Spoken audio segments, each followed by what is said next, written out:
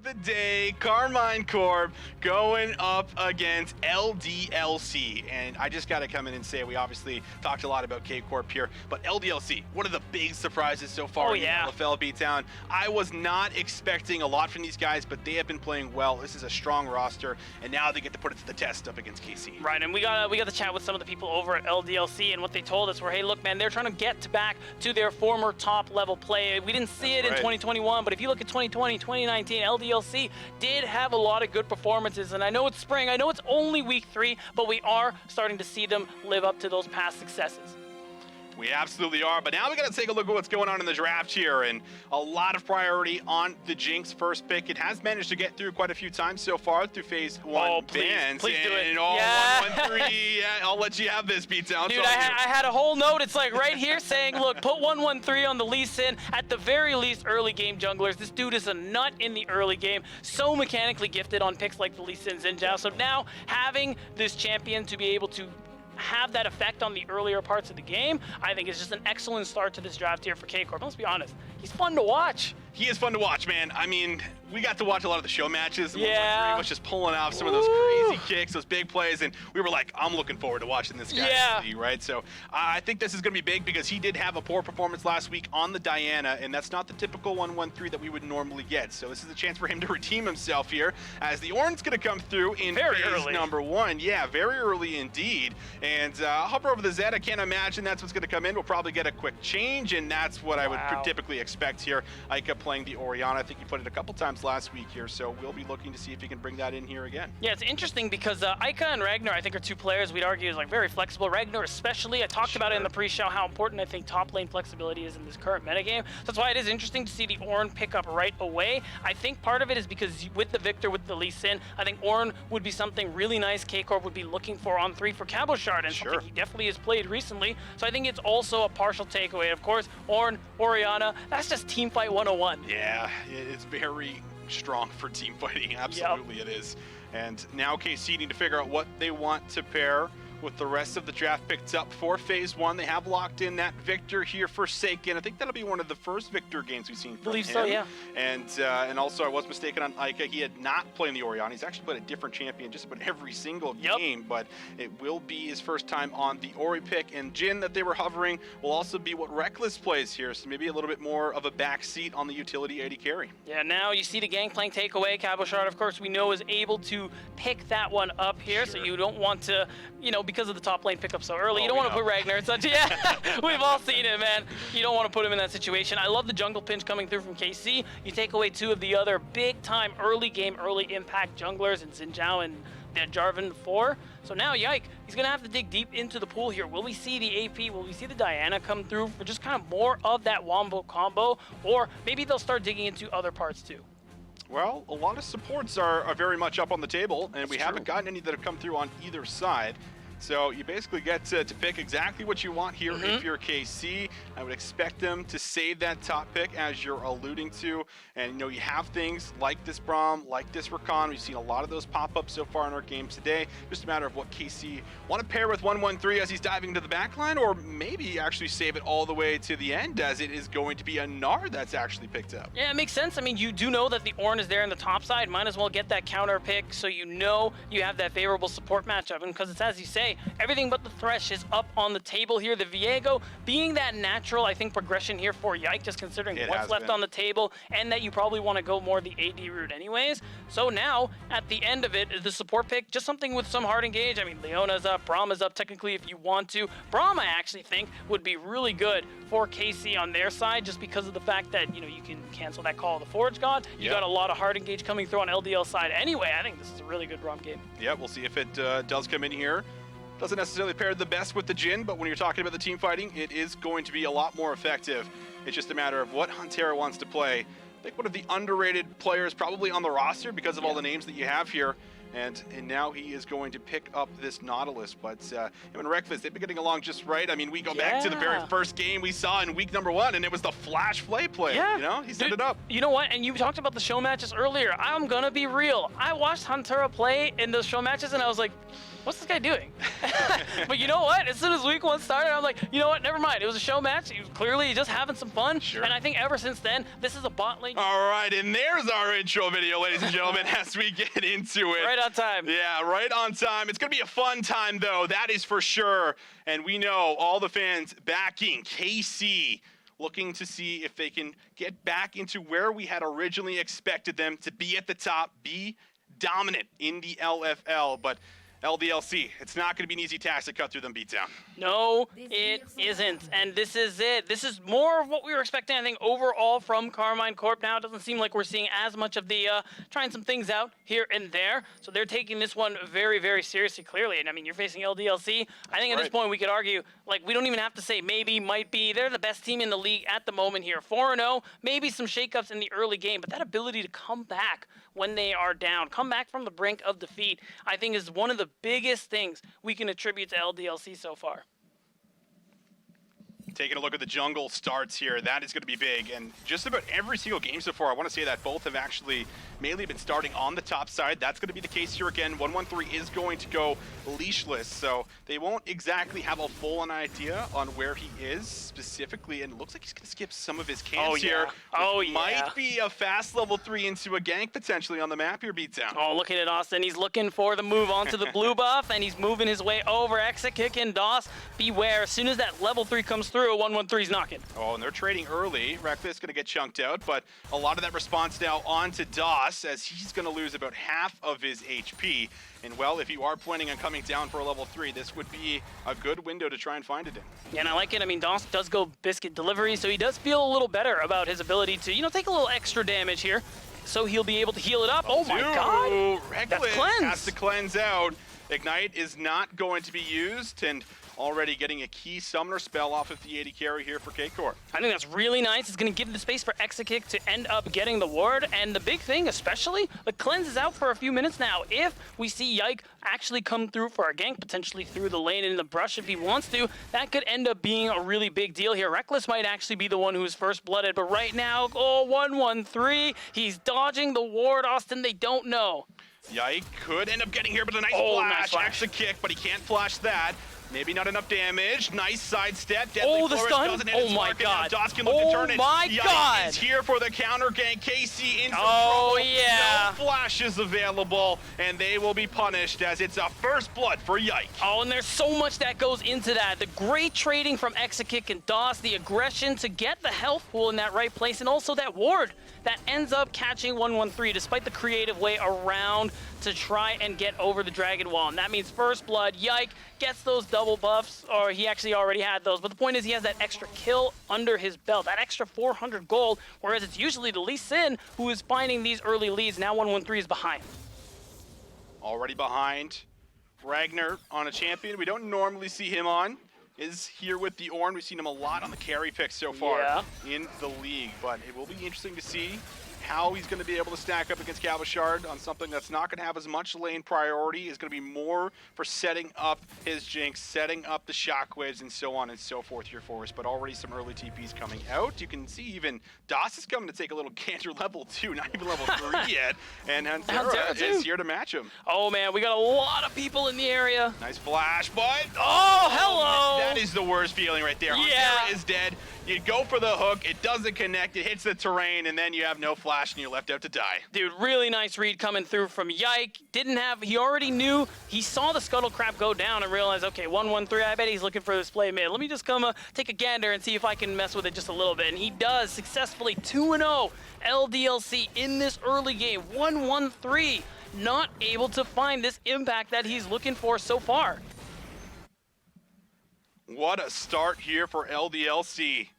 2-0 up, and both plays have been responded with, and it feels like KC really playing into LDLC here thus far. Yeah. And you can feel the pressure on the bot lane too. Reckless not having the cleanse is really going to try to play things safe, but The one thing you can always rely on with Reckless is that he's going to be able to farm, and picking up this wave means that he should be able to be a couple of CS ahead of Exakick here in the bot lane. Saken going to be low on mana, and now that means that because you don't really have your Victor in play, it's going to be LDLC with a 4-man rotation over to the Drake. So it's going to be that easy. I mean, the fact that Yike has off his first recall, and after he got another kill, he's coming back with the Sheen. Like, he is already in such a beautiful spot early on into this game here. He's ready to fight. He's ready to scrap with whoever, even if 113 has that Iron Spike Whip good to go. So this early game already, I think, is going excellently for LDLC. First 2 plays that 113 tried to make, and unfortunately LDLC read them and turn them. Already, you are going to start to run out of options, I think, in these early minutes, just because Viego starts getting ahead. What are you going to do, Austin? What are you going to do? He just heartbreakers on you when he gets ahead. Yep. We know what happens from there. He starts resetting, and, well, things don't become fun for the enemy team, that is for sure. So we'll see exactly what Yike continues to do. He's got himself a nice lead, 1-1-3. He's been active, but he has not found any valuable plays with the activity so far in the game. And now with the bot wave slowly pushing in, Das is here. They could look for a play, but Yike, I think, just wants to take a reset, likely sitting on a good amount of gold here and wants to go back and spend it all. Still like that he stuck around for just a moment. It looked like Saken and 113 were considering it, but ultimately not going to happen here. Now, Saken has that push in the mid wave, and Cabochard, I think for the most part, he has the push in for Ragnar. I mean, Ragnar, a player in the pre-show, I was praising his flexibility, that ability for him to just be playing pretty much whatever. He's played Gragas, he's played the Kennen, even though we haven't been seeing much of that lately. And of course, the Akali from last week. Now it's going to be the Ornn. If he's going to be able to pop off on this, dude, I'm going to start making banners and like arguments for best top in the league. There's a lot of good top laners in the league, man. I mean, I know. We saw last game, Bad Lulu, a couple solo kills in the mix. We saw what Cabochard did last week, so yeah, there is a good amount of them here in the LFL. I mean, the LFL is just stacked in general through multiple roles for us, but LDLC going to hand over that blue. Ike is going to be very happy about that, but that means that Casey going to take this opportunity to move their bot lane over to the mid lane here, make sure that Saken is going to be safe and sound. This is something we see from time to time with the Jins too. You can set up that curtain call when you're level 6. Reckless obviously not there just yet, but might see some more potential roams on this Orianna, who still is flashless. I think especially now that Saken has that lost chapter, still has the corrupting potions and biscuits, that is a lot freer to just keep pushing out that wave, spamming abilities, and keep that priority. So it also means Saken can move across the map at the moment if he really wants to as well, since there isn't going to be a TP match from Aka, and I think that's probably what we're going to want to see, especially with 113 on this bottom side of the map. If this next wave can get shoved, we could actually see K-Corp make an opportunity on that bot lane, because by the time you get down there, I'm pretty sure Reckless will be level 6, the curtain call will be available, and that's a pretty big play you can make. Cabochard, is he going to spot Yike here? He had an opportunity to try to maybe move for him, but I think he's just going to take the objective instead. And that very well could mean 2 early neutral objectives over to LDLC. They're holding on to a 1K gold lead. Yike has just been so fantastic here. And I mean, that is the beauty of having a champion that you're very comfortable on. And the same can be said for 113. He just has not really been able to find these angles, as he is now level 6, but they're going to know exactly where Yike is as he secures the first Rift Arrow. Oh, Das is actually here first if there's a play to be made. He could make it, but I think he's just going to be here to make sure that he can help get this wave shove for Aka. Knows that Huntera was off the map as well, so I think it's just going to be more about matching, just about walking by, being like, hey, listen, Huntera, I'm not trying to do this. I know you're here. Just go back to your lane, buddy. Not interested in the play. Recalls now for the bot lane. Dragon in a minute 35. First one already collected for LDLC. Going to keep our eye on the top lane here as well. Cabochard starting to get a small CS lead here for himself, as expected, up against the Ornn. Did have the counter pick, so things looking fairly decent for him across the board. Ike is just basically forced to pick up wave after wave, as Saken does a really good job of keeping that mid wave constantly shoved in with the laser. And 113, it's actually had a lot of mid lane proximity here around Saken here so far, keeping him safe. Yeah, but unfortunately, it means he hasn't been able to do very much outside of farm at this point. He's actually a little behind on Yike, just in CS, but of course Yike also has the kill and the assist. So the gold is certainly in this Viego's favor, and overall, we talked about KC's early game and how impactful we thought they would be, but we aren't seeing it right now. It's all LDLC, and what did we say in Champ Select? LDLC's comp. That's team fight 101 right there, Austin, and that was before I saw Das lock into Leona. That makes it even worse for KC. If they can't find some of these leads early, the ease of execution is just so much in favor of LDLC. Kabashard playing with a little fire there. Yike could have made his way up, and some of those plays we talked about, right? I mean, you can get Reckless roaming up here. There's going to clear some vision. Just put a little pressure on Ica, who's low on mana and has to think about what he wants to do next. Might invest in that TP back to lane. We'll have to see. It will be a reset, though, for Forsaken. LDLC get the info, which means that they will get the push. And now they're going to be able to move to Dragon first if they so wish, as that's going to be now spawning in about the next 5 seconds.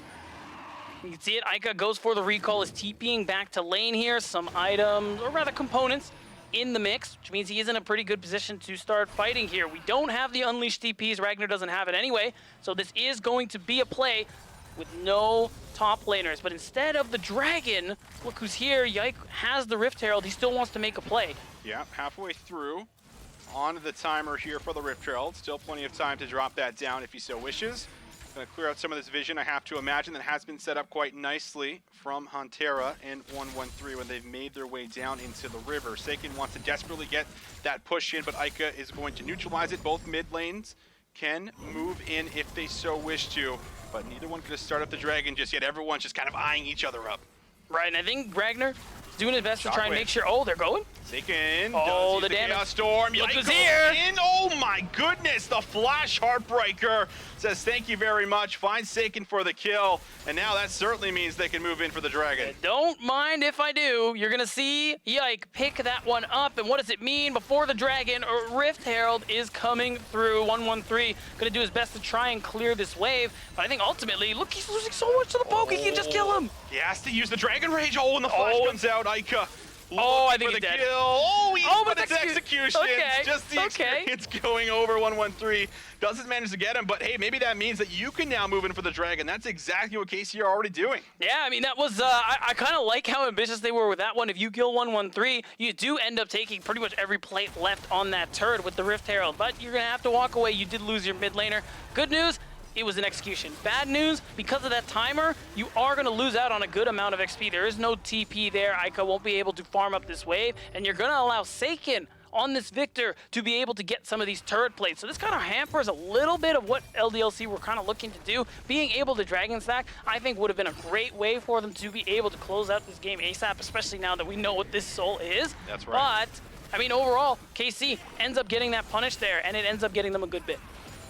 Rift Herald comes down now. It's in good timing because Ica is back to lane. Doss has rotated over. Oh, wait a minute. Yike has eaten a lot of damage, and they're just going to do a little bit to the Rift Herald, but not enough to be able to stop it in full. 113 was not there. Smite wasn't up anyway, so they'll get a bit of plates back over. About 1 minute till those plates fall and TPs are unleashed. These two top laners we're seeing on your screen, everybody, they are going to be able to join the fray very, very soon. I say that, but I have a feeling Ragnar is going to have to TP back to lane right now. Now, it'll actually be a pretty big advantage for Kabashard if that's the case, because then he gets the TP into a fight cross-map if one should break out in K-Corp's favor. K-Corp only down about 2,000 gold at the moment here, so it wouldn't be such a bad position for them to find a team fight, especially Seiken has that Leandri's build, would be in a pretty good position to output a lot of this DPS. Would be for sure. Again, Ica gets the blue buff. You take a look at the gold charts here for us at the moment. 1,100, now 1,200 ahead as the Gromp, I believe, just ended up coming through. Over 113, still yet to find any successful plays on the map, and he has slowed down since the early levels where he had went for the bot gank, went for the mid gank. Neither one, unfortunately, was successful. But Exakick, rather, going to be farming up here like a storm. Now has his first Mythic on lock. Back to the mid lane we go. A lot of what's been happening is basically just been rotations to the mid lane, but not a whole lot of dying has been happening with all the action that we've had around here. It's more or less just KC trying to move in for some deep vision now.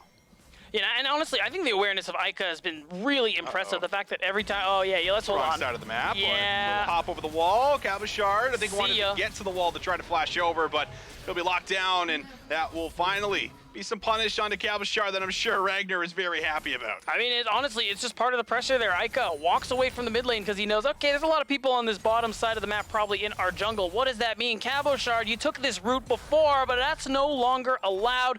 do not enter sign has been placed here, and you can see how hard he gets punished for it. It means another Rift Herald for LDLC. They can use that to finally crack this turret. They could even hold on to it until this dragon comes through if they really want to, but the fact that I think they've rotated Exakick top tells me they want to drop this turret, this one right away, try and get this turret, because I actually think it will be the first turret of the game here, so now we have actually a race. Yeah, a bit of a race. And the Rift Herald just got summoned, and I think KC should be able to knock that down. So they're able to at least grab the first one here. The Rift Heralds will, of course, trade it, but you don't get the first tower gold. However, it does go over to Exakick. Yeah, what you really like to see solo there in terms of local gold, and I think Shelly might be able to get that charge onto the tier 2, which I think is going to be a big deal. You do have Huntera and Reckless on their way to the area, but LDLC, they're not going to push their luck any more than this. Now that the extra gold is there for Exakick, they're just going to move to the mid lane and focus their attention there. Huntera has slowed down quite a bit with this couple of missteps with the dredge lines hitting the terrain, unfortunately. Seen a lot of that on the day so far, but won't be able to really move in for an angle. Reset likely here for Leona. Wants to reset, get back up with all the wards, fully refreshed. A lot of items coming in, a lot of secondary boots in play. Reckless is now going to move over to the mid lane, where Exakick is already happily ready and waiting. But a minute 10 on that Infernal beatdown, that is where both of these teams likely going to set their eyes on next. It's going to have to be where this fight breaks out, and we highlighted it twice now. LDLC, they got quite the team fight composition ahead of them there. But on K-Corp's side, they're definitely ready to tango, especially if Cabochard manages to get some good management on that Narbar. Being able to get that ultimate off, find a big play, potentially even denying Ragnar's Call of the Forge God if it's timed correctly here. And especially if you consider the fact that with that pressure on the top side of the map, LDLC were exerting, trying to play for Herald, they don't have control over the bottom side in terms of vision. K-Corp have had that for the last couple minutes or so, and it's actually going to be pretty difficult for LDLC to walk their way down. It's potentially something they aren't even considering, with jungle and support linking up on this top side of the map instead. Maybe once Dragon spawn, they go for that dive onto Cabochard, get that tier 2 and an extra chunk of gold. I think K-Corp are reading it though. Yeah, Cabochard getting closer to that Narbar being fully loaded out. Huntera, nice flash over the wall. Dawson's in trouble. He knows. Does not have a flash, and he very much knows. Just a matter who they're going to get it to. I'm sure they want to give it to Saken, there you go. And he's able to grab it. I think that's perfect. Saken, that player on this, he's been a staple on this K-Corp roster. This dude is unreal, whether it's the Twisted Fate, whether it's the Yone that I really want him to bring out at some point, or the Victor. This dude is nuts. 1-1-3. Oh, the jumpers lock him down. The shockwave is going to follow him up. He's able to escape with his life, and now they're re-engaged. They're going to take down the AD carry. Exakick can't flash away from the depth charge, so KC, they find a second pick. And will they look for a third? Ragnar here going to show face in the river, but won't be able to really keep him off of it. But Yike is alive, however, doesn't have flash. HP bars are low, and Yike does have the Heartbreaker. If Ragnar finds the angle, maybe, Austin, maybe they could steal it. Oh, let's see. Ragnar's walking out, but it's going to be secured, and now you're not going to look for an engage, but how about an engage from K-Corp? Oh, he's got Mega! Cabochard finds the Gnar right into the wall. Big ultimate secures the tank in the top lane. Ragnar gets punished. They stick around too long, and KC, they're able to work themselves back in the game. What did I tell you? Narbar management. Cabochard TP's in, raged out, and ready to go. And they find that punish, where K-Corp now are starting to find their way back into this game. They're winning out on these small skirmishes. They're the ones who are now stacking to this Infernal Soul. And yeah, off reset, they're going to lose this mid-tier 1 turret, but that is a trade you take any day of the week here. K-Corp are bringing it back. Down 4-0, LDLC not having the game that we were maybe anticipating off the first 10 minutes. Yikes still, though. Very far ahead. They're able to take a couple jungle camps back. It's Exakick that is gifted the red buff, who has been slowly scaling up here. Might be a Hurricane coming in very soon for him. But talking about that goal lead, it was, much larger a little bit earlier on. Now that's just going to be down to about 1.5K here or so. So not too bad whatsoever. You've able to get yourself a couple of dragons. Now you're ahead of LDLC when it comes to the stacking. Yep. So you find yourself in a pretty strong position at the moment as we get closer to the 20-minute mark. And I think a big thing to note here is a large part of LDLC's gold lead as it stands right now, it's on Yike, on the jungler. The melee, the one who needs to get up close. So with the Lee Sin, with the fact that you have Saken and Reckless who can do a lot of damage from range, I actually think we're in a pretty even spot, because Yike is going to have a very difficult time getting some of these fights. He has the flash. No. Is he going to be able to escape this? He didn't flash it, and that means that he'll be punished. The solar flare is beautiful coming through for Das, and they will be able to layer the CC and find another pick here on Seiken. That is big. You are going to get this bottom tier 1 turret, excuse me, and you're going to have to wait while you lose this top one and have Aka kind of have to back off. Respect the fact that this team are on this bottom side of the map. You don't lose your mid-tier one in the process, so it is a kill and a turret for K-Corp's, just a turret. That is a positive trade for LDLC, and now we have a big bot wave. Someone is going to have to do something about, but it's looking like maybe nobody is, so that's a lot of golden XP potentially going to be lost here. Yeah, the turret's going to claim all that gold there for itself, and just going to be lost, like you said. Not really in a position to be able to get it. So going to miss out on some gold and XP, mainly because of the pick onto Seiken. No one really in the side lane to be able to farm it safely. So back to the side lane he will go, coming out off spawn into the mid lane. Galbashard's going to push this out. Of course, we now have the Baron live and active on the map, which means that both teams going to fight over a bit of vision here to make sure they know what's going on. Right, and we're going to have Seiken stay on that bottom side of the map. I think part of it is because of that Baron. Cabochard doesn't have TP, so he can't join if something breaks out, but Seiken does.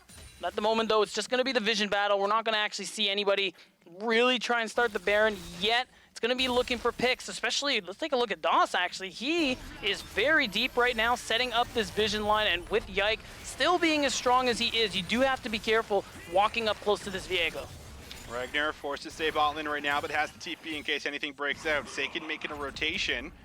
Will they try to look for something? No flash for Huntera, so they do need to hope for a misstep. Yike, he might have found a 1-1-3 here in his jungle. Neither one are going to engage on one another.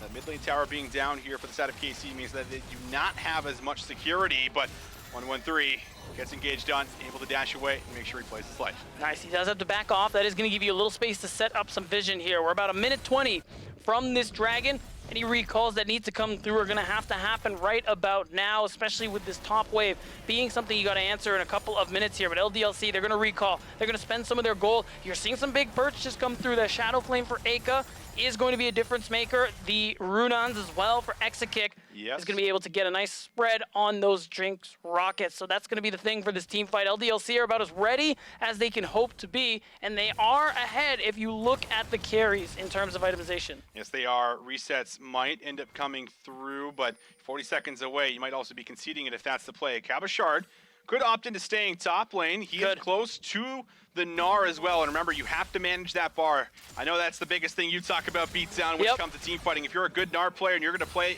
in a competitive setting, you have to make sure that you are managing it correctly. Oh, TP's out. Here we go. Play onto 1-1-3. The knockup should follow. That's going to be a man call the first. Oh, he's going over. In. Resets coming out. He's got the Lee Sin. Will he opt in to go?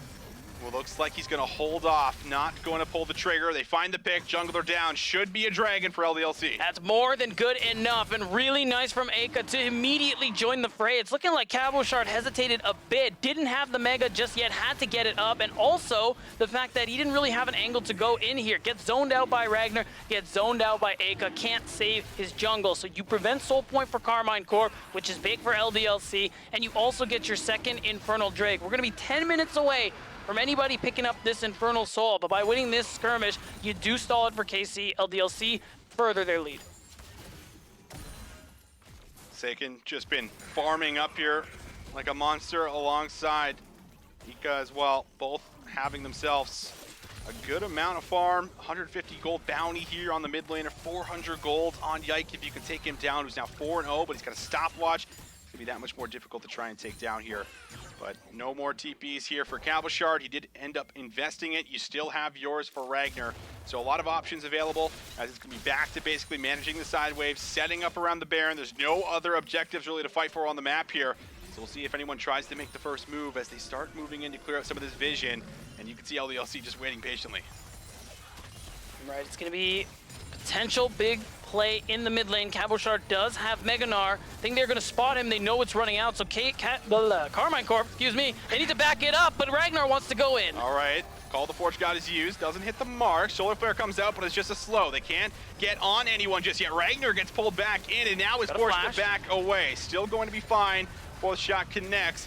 but Exit Kick will be okay. So a couple ultimates are going to be used. KC feel like they might have a bit of tempo now. We'll see if they try to get something done around the Baron or if they try to continue to get something done in mid. Yeah, it's going to be tough. You did use a lot of your big CC ultimates for LDLC. No Solar Flare, no Call of the Forge God, but you still have the Shockwave that KC have to be very wary of. So they're going to take it by shoving this wave, trying to clear out some vision. As you can see, that river is now riddled with red and go for the reset here. This isn't the time for them to be going for the fight just yet. I think at this moment here, kind of like that pick they tried to make onto Ragnar, they need Huntera to find some kind of angle, some kind of hook to allow Seiken and Reckless to just burst someone to nothing. Well, that's in French. I'm going to say it's total damage so I think far. It's damage, yeah. Yeah, we're going to go with damage. It's always the victor. That's right. It's the victor at the top with the poke and the lasers coming in. Does quite a bit here for you.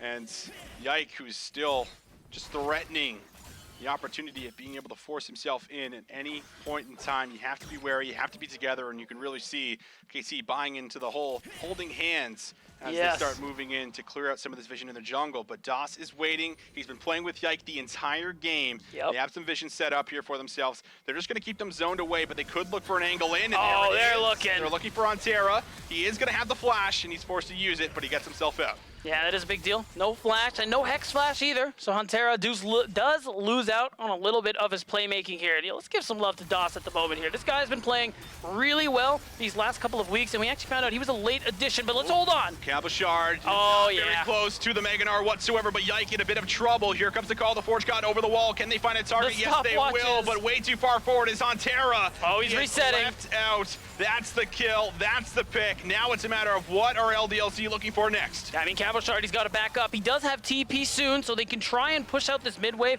and do something about this potential Baron take, but it's looking like LDLC don't actually want to do that. They're keeping Exakick mid, and they're just happy to walk away with this gold in their pocket, unless, Austin, maybe they want to threaten it, maybe they want to back it up. But I think the big thing to highlight now is that Ragnar, he's level 15. What does that mean? Ornaments. Exakick with this Kraken Slayer now has it upgraded.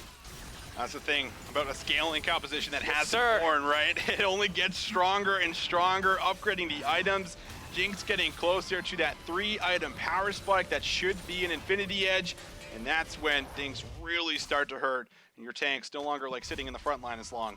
So we'll see, but a minute on this Dragon. 2 apiece for both of these teams at the moment. This is going to be a highly contested one. You have to imagine last time it was LDLC that found the pick, made sure that they created a numbers advantage before the Dragon started. And you can already see Das way up on the map, ahead of tempo. He's going to be looking for that play again, Beatdown. Right, and again, I just want to finish that point about Das. He was one of the latest additions to this team for LDLC, but this dude has just been electric, especially today on the Leona. He's finding the angles. He's being aggressive. He's been a part of 6 out of 7 kills, Austin. That is an absurd amount of kill participation from LDLC support. And now, with this Dragon coming up, one of these teams is looking to get to Soul Point.